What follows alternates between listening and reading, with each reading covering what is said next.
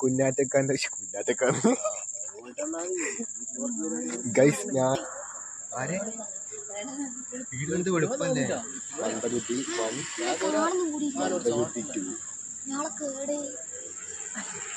ഇങ്ങോട്ട് വാ ഇപ്പൊ ഓക്കെ ഗൈസ് അങ്ങനെ പോവാ ഗൈസ് നമ്മൾ ഇന്നാക്കട പള്ളി പെരുന്നാണ് ഞാനും കീർത്തന കുഞ്ഞിനെയും കൊണ്ട് പോവാ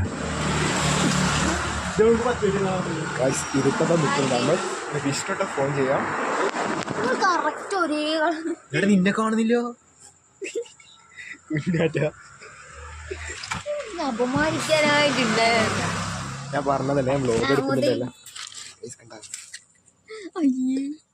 ഇത് ലിപ്സ്റ്റിക്കൊക്കെ ഇട്ട് ചുണ്ട് കത്തമ്മ ചുണ്ട് അങ്ങനെ പോവാ ഗൈസ് ടാറ്റാ നമ്മൾ രണ്ടാളെ വെയിറ്റ് ചെയ്ത് സൈഡിൽ നിന്നതാ പക്ഷെ അവർ നമ്മളെ കൂട്ടാണ്ട് മുമ്പ് പോയി അങ്ങനെ ഞാനും കീർത്തനയും പിന്നെ വിഷ്ണുട്ടനും വിസും കൂടി ഇരിഞ്ഞാലക്കൂടെ പോവാ പറക്കുക അങ്ങനെ ഇരിഞ്ഞാലക്കൂടെ എത്തി അങ്ങനെ വണ്ടി ഒരു സൈഡ് പാർക്ക് ചെയ്ത് നമ്മൾ നാലാളും കൂടി മറ്റേ പ്രോഗ്രാം നടക്കുന്നിടത്തേക്ക് നടക്കുക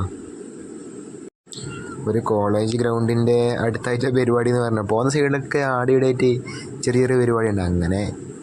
പാർക്ക് ചെയ്തങ്ങനെ നടക്കുക അങ്ങനെ നടക്കുന്നിടക്ക് വിഷ്ണുട്ടൻ എന്താ പമ്പ ചെയ്യണമെന്നിട്ട് പറഞ്ഞ് അങ്ങനെ ഞാനുണ്ട് ഇവിടും വിഷ്ണുട്ടനും കൂടി സൈഡിലങ്ങ് പോയി ഞാൻ ലാസ്റ്റ് പരിപാടി നടത്തി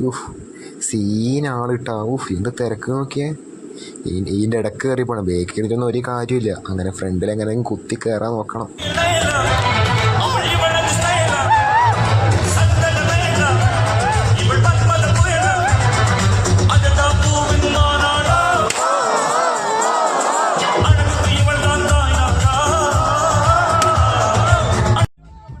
അങ്ങനെ കുത്തിക്കേറി ലാസ്റ്റ് നടുവിലെത്തി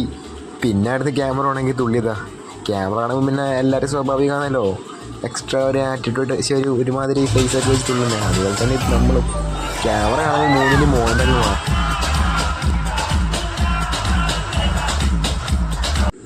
ഇത് കണ്ട ഇത് വേറെന്താ പ്രത്യേക ജീവിയാന്ന് തോന്നുന്നു അതിൻ്റെ ഡാൻസർ നോക്കിക്കോ